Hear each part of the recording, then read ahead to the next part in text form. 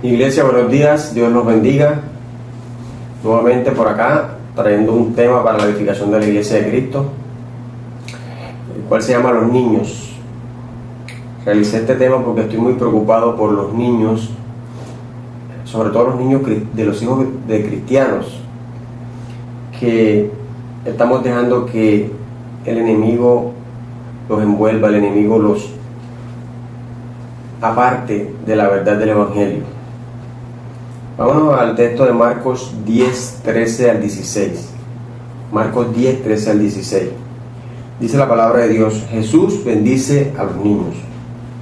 Le presentaban niños para que los tocase, y los discípulos reprendían a los que los presentaban. Viéndolo, Jesús se indignó y les dijo: Dejad a los niños venir a mí, y no se lo impidáis, porque de los tales es el reino de Dios.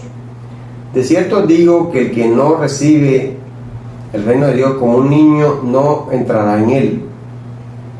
Y tomándolos en los brazos, poniendo las manos sobre ellos, los bendecía. Padre bendito, Rey eterno, gracias te damos, Señor, por tu misericordia, por tu bondad, por la salvación.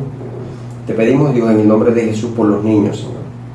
Tengas misericordia de los niños. Sabemos que el enemigo está atacando a los niños de una u otra manera, Señor, ya sea espiritualmente, físicamente.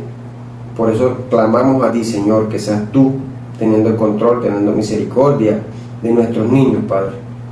Ayúdanos, Señor, y ayuda a todos los que escuchen este mensaje, para que estemos más atentos, más despiertos a los ataques del enemigo hacia los niños, Señor, y que no nos durmamos, Padre. En el nombre de Jesús te lo pedimos, Padre bendito, que sea tu voluntad la que se haga, Dios eterno. En nombre del Padre, del Hijo y del Espíritu Santo, en Cristo Jesús. Amén y amén. Bueno, vemos que Jesús se indigna cuando obstaculizamos que los niños lleguen a Él. Y esto era lo que hacían los apóstoles. Reprendían a los que presentaban a los niños, pero Jesús se indignó. Y eso es lo que Él se preocupaba por los niños, porque la palabra dice que tenemos que ser como niños para entrar en el reino. ¿Qué indignar? Se enojaba, se airaba, tenía un rechazo moral.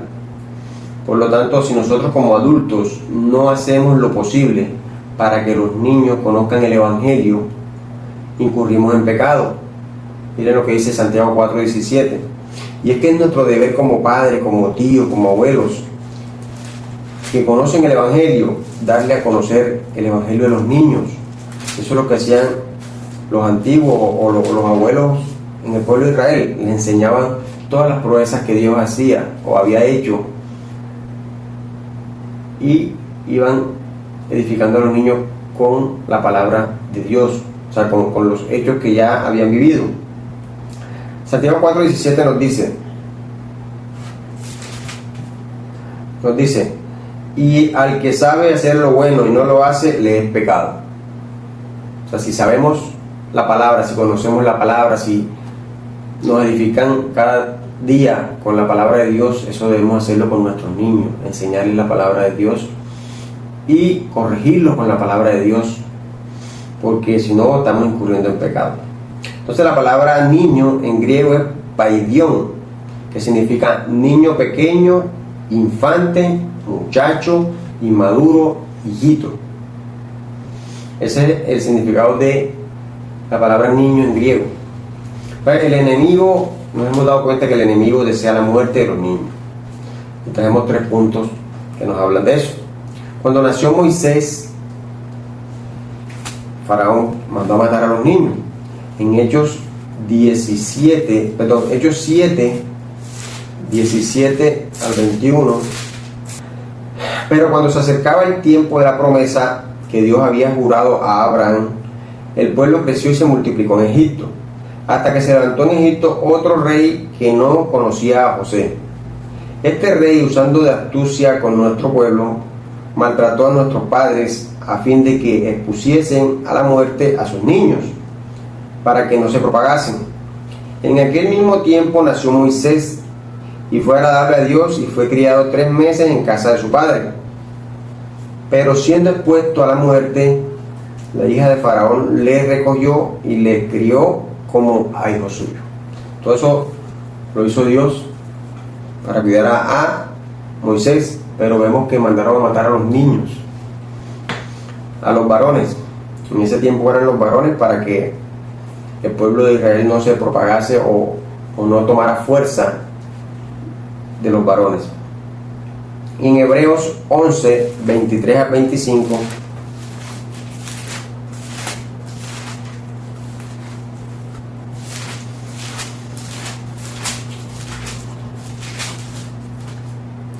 dice: por la fe Moisés, cuando nació, fue escondido por sus padres por 3 meses, porque le vieron niño hermoso y no temieron el decreto del rey. Por la fe Moisés, hecho ya grande, rehusó llamarse hijo de la hija de Faraón, escogiendo antes ser maltratado con el pueblo de Dios que gozar de los deleites temporales del pecado. Nos damos cuenta que a Moisés lo cuidaron en Egipto porque así Dios lo permitió. Ahora hacen lo contrario. Miren lo que dice en el 25: escogiendo antes ser maltratado con el pueblo de Dios que gozar de los deleites temporales del pecado. Él prefirió irse al desierto a sufrir con su pueblo que vivir en Egipto, donde había mucho pecado. Él prefirió, pero ahora hacen lo contrario. Ahora gozan de los deleites temporales de pecado y no sufren el oprobio, que es lo que Dios quiere. Hay que sufrir el oprobio por Cristo. Y miren lo que nos dice primera carta de Timoteo 4:10. Nos dice que por esto mismo trabajamos y sufrimos oprobios, porque esperamos en el Dios viviente, que es el Salvador de todos los hombres, mayormente de los que creen. Los que hemos creído, los que creemos en esta palabra, debemos sufrir oprobio, o tenemos que sufrir oprobio por el mismo evangelio, porque Él no nos dice, o si no, no estamos caminando conforme a la palabra de Dios. El segundo punto, también cuando nació Jesús, también mandaron a matar a los niños.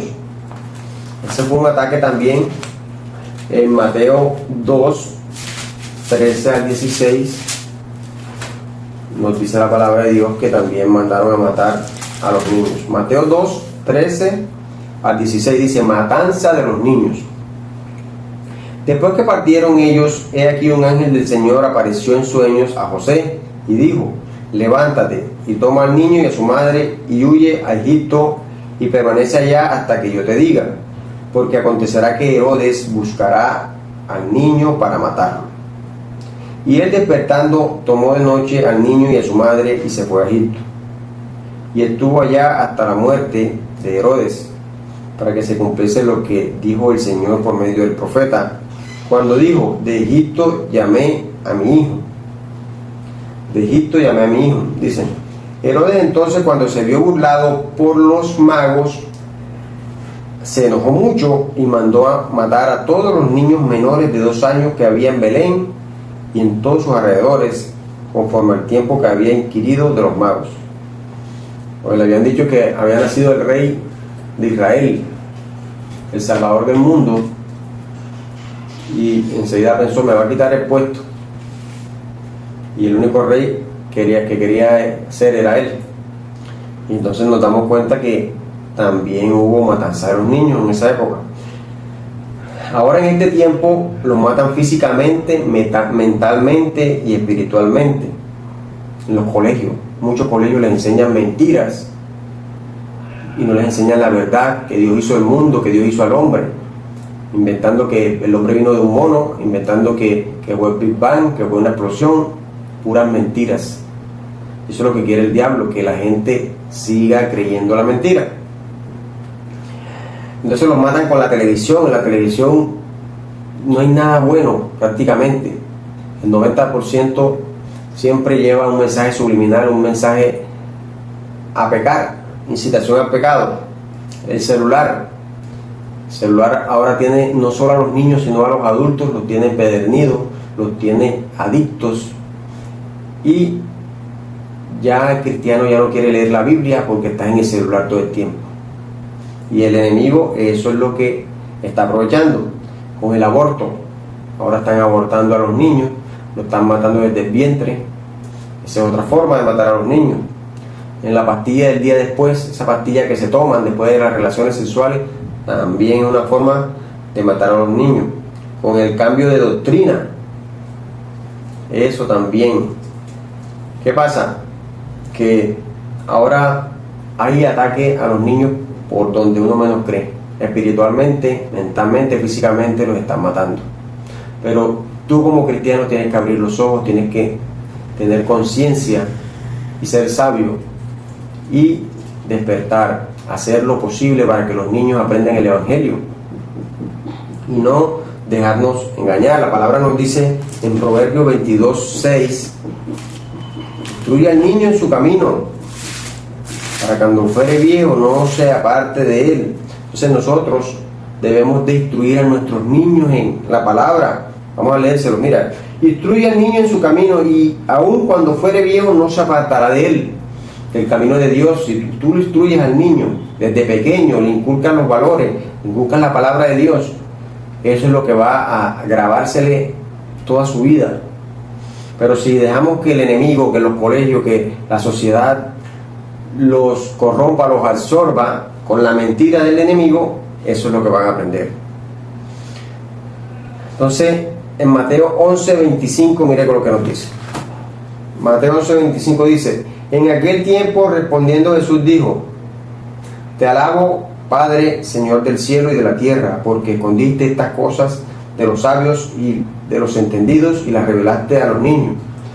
Por eso es que la palabra nos dijo que debemos ser como niños. ¿Por qué? Porque Dios nos las revela como los niños. Y vemos que muchos que se creen sabios no entienden la verdad del Evangelio. Y dicen: si Dios revela a los niños, trae a tu niño, tienes que llevar a tu niño a congregarse para que Dios le revele, para que Dios lo ayude, para que Dios lo guíe con su palabra. Y si es joven también, mucho mejor. Si está grande, llévalo. O sea, hagamos el esfuerzo por llevar a nuestros hijos a congregarse. ¿Por qué? Porque es nuestro deber como padres, como abuelos, como tíos, como familiares de esos niños, de esos jóvenes, llevarlos, animarlos a que se congreguen. Hay una frase muy común que uno escucha en las congregaciones. Dicen: el verabé ya está grande.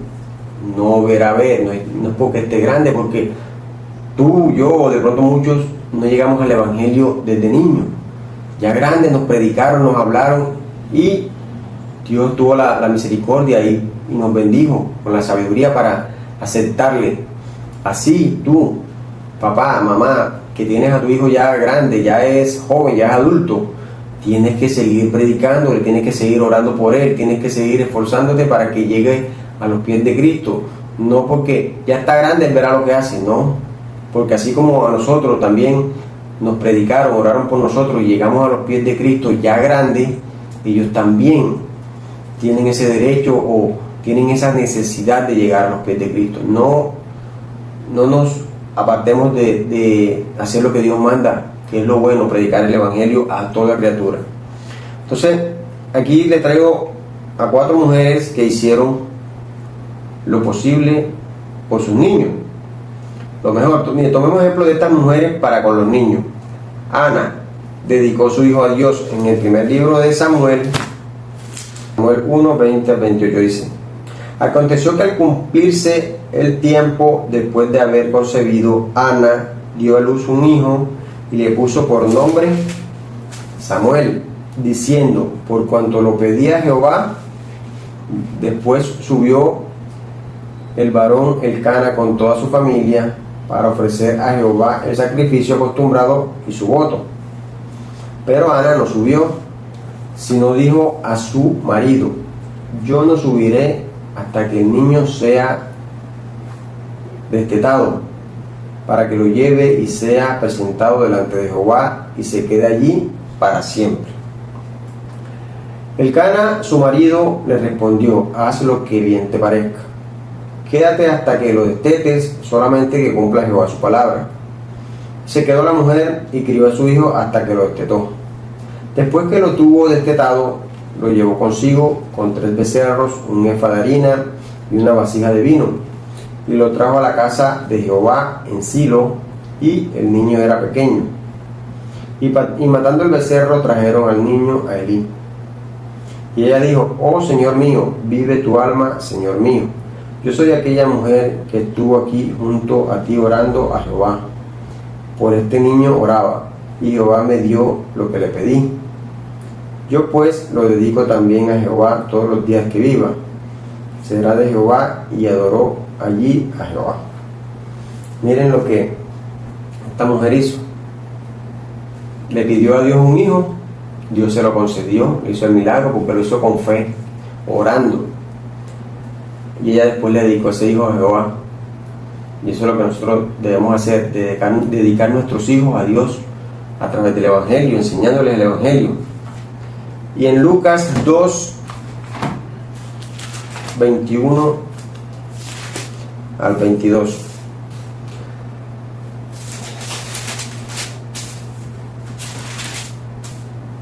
Dice, presentación de Jesús en el templo, dice: cumplidos los 8 días para circuncidar al niño, le pusieron por nombre Jesús, el cual le había sido puesto por el ángel antes que fuese concebido. Y cuando se cumplieron los días de la purificación de ellos, conforme a la ley de Moisés, le trajeron a Jerusalén para presentarle al Señor. Nos damos cuenta que a los niños se presentan, no se bautizan. Y ese fue el ejemplo que hicieron con Jesucristo. Lo presentaron ante Dios, para que Dios lo bendijera. Y eso es lo que hacemos en las iglesias cristianas: presentar a los niños para que cuando ya ellos sean grandes, tengan conciencia, tengan sabiduría y crean en la palabra, se bauticen. La segunda mujer, una ramera, prefirió perder a su hijo que verlo morir. En el primer libro de Reyes 3, 16 al 28.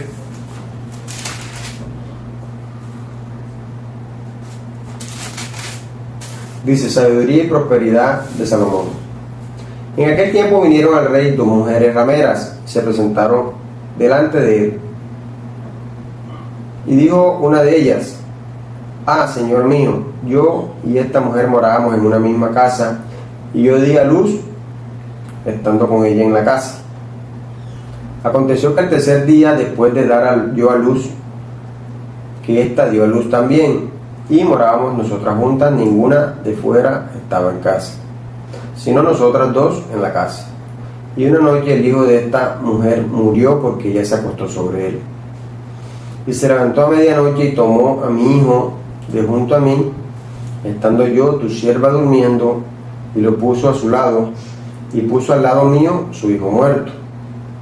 Cuando yo me levanté de madrugada para dar el pecho a mi hijo, he aquí que estaba muerto. Pero lo observé por la mañana y vi que no era mi hijo el que yo había dado a luz. Las mamás conocen a su hijo desde que nacen. Entonces la otra mujer dijo: no, mi hijo es el que vive y tu hijo es el muerto. Y la otra volvió a decir: no, tu hijo es el muerto y mi hijo es el que vive. Así hablaban delante del rey. El rey entonces dijo: esta dice: mi hijo es el que vive y tu hijo es el muerto. Y la otra dice: no, mas el tuyo es el muerto y mi hijo es el que vive. Y dijo el rey: tráeme una espada. Y trajeron al rey una espada. Enseguida el rey dijo: partí por medio del niño vivo y dar la mitad a la una y la otra mitad a la otra. Entonces la mujer de quien era el hijo vivo habló al rey, porque sus entrañas se le conmovieron por su hijo, y dijo: ah, Señor mío, dad a esta el niño vivo y no lo matéis. Mas la otra dijo: ni a mí ni a ti partidlo. Entonces el rey respondió y dijo: dad a aquella el hijo vivo y no lo matéis, ella es su madre. Y todo Israel oyó aquel juicio que había dado el rey, y temieron al rey, porque vieron que había en él sabiduría de Dios para juzgar. Imagínate, iban a matar a su propio hijo. Yo prefiero no, dérselo a la otra mujer, pero no lo maten. Y eso es lo que muchas mamás hacen, darían hasta su vida por los hijos, y eso es lo que debemos hacer: guiar a nuestros hijos a través del Evangelio para que no mueran espiritualmente. Otra mujer, Ana la profetisa. En Lucas 2:36-38 nos damos cuenta que ella le habló de Jesús a todos. Eso es lo que debemos nosotros hablar, no cansarnos de hablar de Jesús. El enemigo nos quiere callar, pero nosotros debemos seguir hablando de la palabra y de la salvación y del pecado. Lucas 2:36-38 dice: estaba también allí Ana profetisa, hija de Fanuel, de la tribu de Aser, de edad muy avanzada, pues había vivido con su marido 7 años desde su virginidad, y era viuda 84 años. Imagínense, 84 años de ser viuda. No se apartaba del templo, sirviendo de noche y de día con ayunos y oraciones. Esta, presentándose en la misma hora, daba gracias a Dios y hablaba del niño a todos los que esperaban la redención en Jerusalén. A todos le hablaba de Jesús, a todos. Eso es lo que debemos hacer también nosotros, hablarle a todos de Jesús. Dice, hay que hablarle de Jesús a todos. Otras dos mujeres, Loida y Eunice, enseñaron a Timoteo las escrituras desde niño, y es que ese es el ejemplo que nos da el Evangelio, la palabra, que desde niño hay que enseñarle a los niños la palabra, hay que guiarlos con el Evangelio, no esperemos que sean grandes, que es más difícil.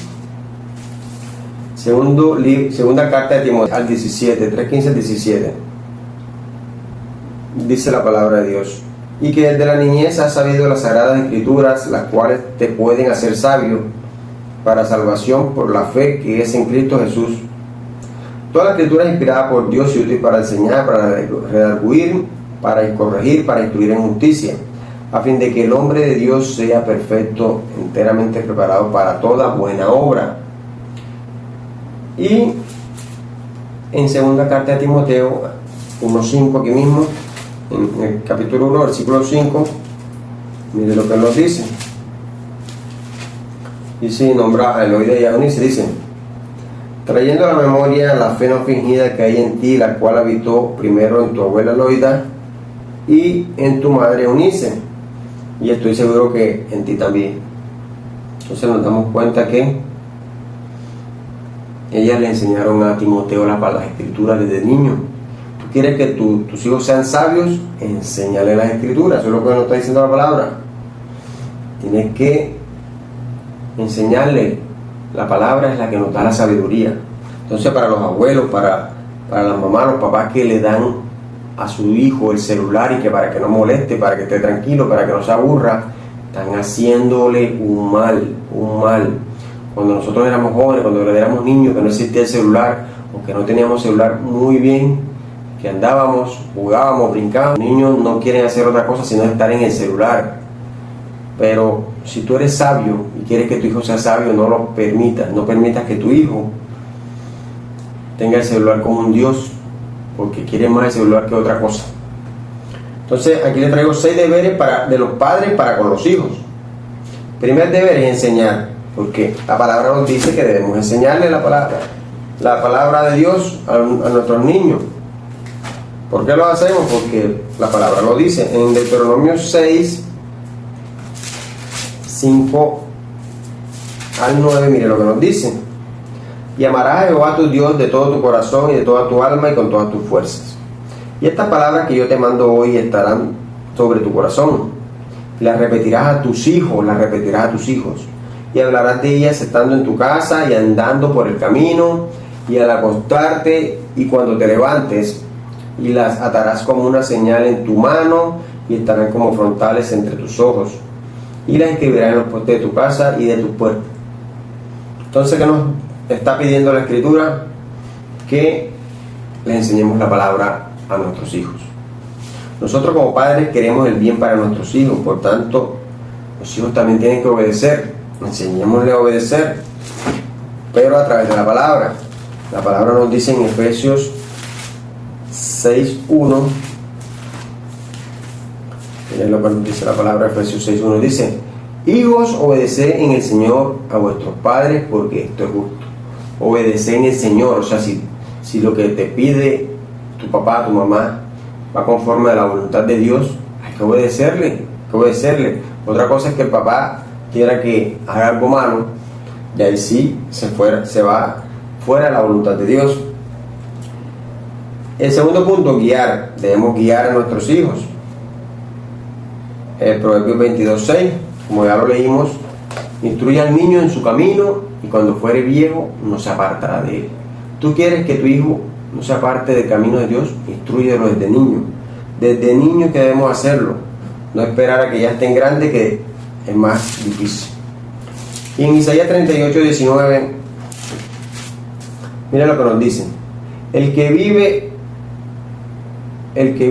este te dará alabanza. Como yo hoy, el Padre hará notoria tu verdad a los hijos. Eso debemos enseñarle a nuestros hijos, la verdad de su palabra, la verdad de Dios. En Lamentaciones 2:19 dice: levántate, da voces en la noche al comenzar las vigilias. Derrama como agua tu corazón ante la presencia del Señor.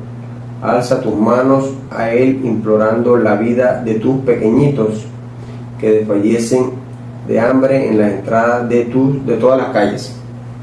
Tú como papá, tú debes orar por tus hijos todas las noches, todos los días debes orar por tus hijos. No podemos olvidarnos de esa oración a nuestros hijos. Todas las noches debemos hacerlo. Recordarle a Dios que esos hijos que nos dio, los cuide, los proteja.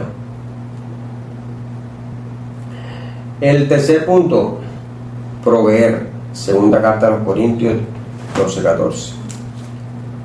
Nuestro deber es proveerle a nuestros hijos. Como cabezas del hogar debemos ser proveedores. Segunda carta a los Corintios 12:14, miren lo que dice. He aquí, por tercera vez estoy preparado para ir a vosotros, no os seré gravoso, porque no busco lo vuestro, sino a vosotros, pues no deben atesorar los hijos para los padres, sino los padres para los hijos. Los papás somos los que tenemos el deber de proveerle a nuestros hijos en sus necesidades. Cuarto punto, criarlos, pero conforme a la palabra de Dios. En Efesios 6:4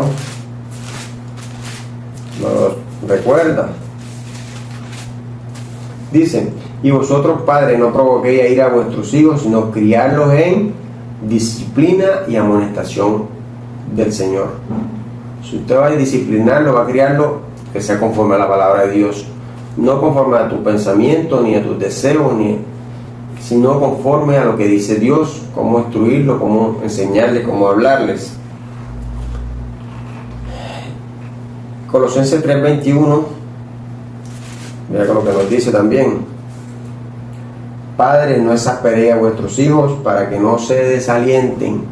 Si tú los estás llevando por el camino, no puedes exasperarlos porque se pueden desalentar y apartarse. Exasperar, ¿qué es? Es irritar, desesperar, enfadar. No dejes que se enfaden, sino enamóralo más de Cristo. Guíalo con amor. Eso sí, no malinterpretemos, para que no se moleste, dejarlo hacer lo que él quiera, no. Todo que vaya conforme a la voluntad de Dios. El quinto punto, controlar. Primera carta de Timoteo 3:4.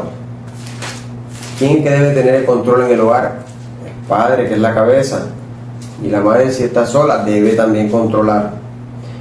Primera carta de Timoteo 3:4, mire lo que nos dice: que gobierne bien su casa, que tenga a sus hijos en sujeción con toda honestidad. Usted como papá debe de tener a sus hijos en sujeción, que sus hijos se sujeten a sus órdenes, pero todo conforme a la palabra de Dios, que no sean órdenes fuera de la voluntad de Dios, sino órdenes con temor a Dios. Y aquí mismo en el 11 y 12 del capítulo 3 dice: las mujeres asimismo sean honestas, no calumniadoras, sino sobrias, fieles en todo. Los diáconos sean maridos de una sola mujer y que gobiernen bien sus hijos y su casa. Entonces, el diácono, el pastor, el cristiano, todos, o sea, porque esto es para todos debemos de controlar el hogar. ¿En qué sentido? Que los hijos se sujeten, que gobernemos bien nuestro hogar conforme a la voluntad de Dios. Y el sexto punto es amar,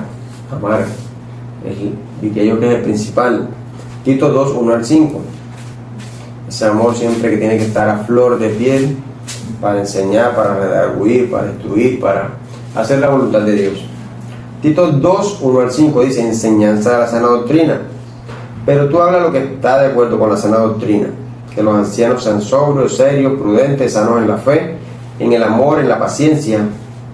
Las ancianas asimismo sean reverentes en su porte, no calumniadoras, no esclavas del vino, maestras del bien, que enseñen a las mujeres jóvenes a amar a sus maridos y a sus hijos. Ya sabes, a ser prudentes, castas, cuidadosas de su casa, buenas, sujetas a sus maridos, para que la palabra de Dios no sea blasfemada. Entonces las mujeres maduras, esas mujeres que deben ser maestras, deben enseñar a las jóvenes a que cuiden su casa bien, a que obedezcan a sus maridos, a que críen bien a sus hijos. Y llegamos a la corrección de los hijos, una forma de corregirlos conforme a lo que dice la Biblia, porque a veces queremos corregirlos y no va conforme a la palabra de Dios, sino a nuestro instinto o a nuestro pensamiento. El primero, nunca amenacen, actúen. ¿Por qué? Porque siempre muchos amenazan, te voy a hacer, y no le hacen nada. Entonces el hijo dice: no, pero mi mamá siempre o mi papá siempre me dice que pero no me hace nada. Entonces siguen desobedeciendo. Proverbios 13:24, mire lo que nos dice: el que detiene el castigo a su hijo aborrece, mas el que lo ama desde temprano lo corrige. Si no lo corriges, lo estás aborreciendo y le estás haciendo un mal, porque se está yendo por el mal camino. Entonces hay padres que le tienen miedo a los hijos. Ahora en esta época se ve mucho en la sociedad que los papás son los que le tienen miedo a los hijos.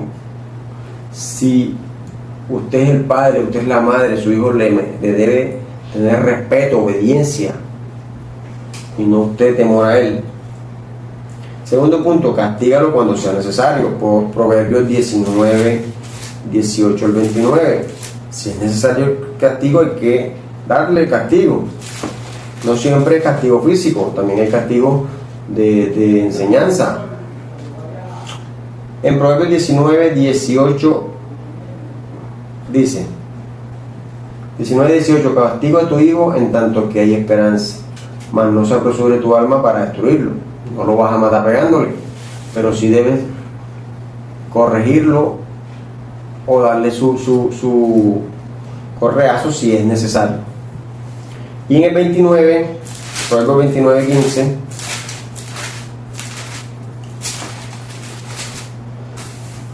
dice: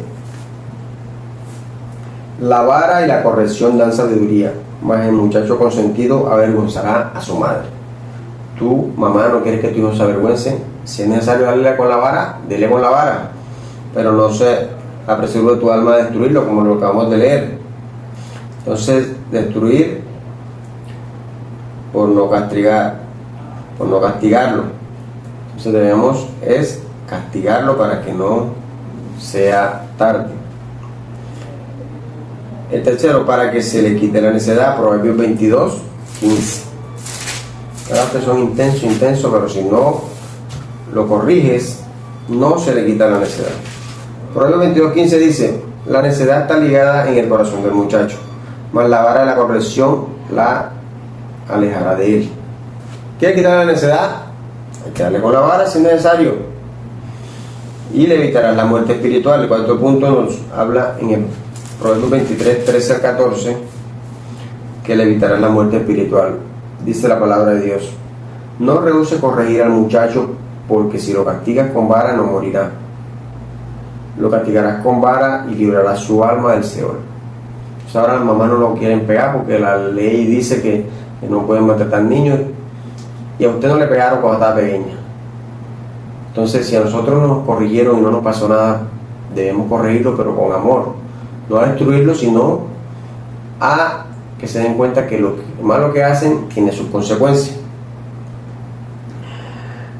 Entonces nos damos cuenta que es necesario que a nuestros niños, a nuestros hijos, a nuestros muchachos, los guiemos conforme a la palabra de Dios, los corrijamos conforme a la palabra de Dios y no caigamos en lo que anda el mundo, desajeno de la vida de sus hijos, y después terminan siendo unos maleantes, unos bandidos, unos rateros, unos borrachos, y ya es tarde cuando ya no hay solución.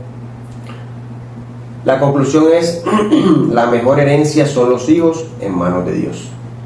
En el Salmo 127, 3 al 5, la mejor herencia son los hijos en manos de Dios.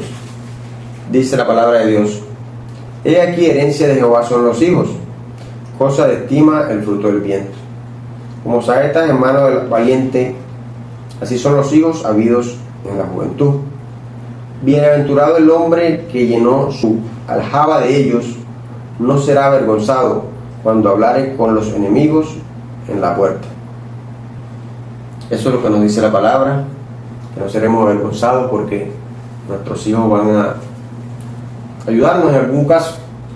Y esa es mi invitación en esta mañana, que nos preocupemos por nuestros hijos y que los instruyamos en la palabra de Dios, en la verdad, y no perdamos el tiempo, porque el enemigo nos está haciendo perder el tiempo.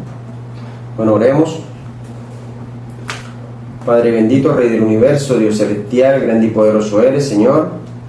Te damos la gracia, Señor. Te damos gracias por tu misericordia, por tu bondad. Y te pedimos, Señor, en el nombre de Jesús, que esta palabra, Padre, haya quedado grabada en los que estén escuchándola, Señor, en los que estén atentos a ella, Padre. Pero sobre todo que la puedan poner en práctica, que puedan ayudar a sus hijos a caminar en el camino de la salvación, de la verdad, del temor a Dios, y que nos preocupemos más por los niños, porque los niños están siendo víctimas del enemigo y no nos damos cuenta. De una u otra manera los está alejando del verdadero camino de la salvación, y el adulto no se da cuenta porque también está yendo por el mismo camino. Ayúdanos, Señor, danos la sabiduría para hacer las cosas conforme a tu voluntad y no caer en lo mismo que anda el mundo, Señor. Gracias te damos, Señor. Ponemos este día en tus manos, la vida de nuestros niños en tus manos está, y que sea la voluntad tuya la que se haga del Señor. Todo esto te lo pedimos, Señor, en el nombre de tu Hijo Jesucristo, que murió en la cruz del Calvario por la salvación de nuestras almas, Señor. Gracias, Padre eterno, en el nombre del Padre, del Hijo y del Espíritu Santo, en Cristo Jesús. Amén y amén. Gloria a Dios.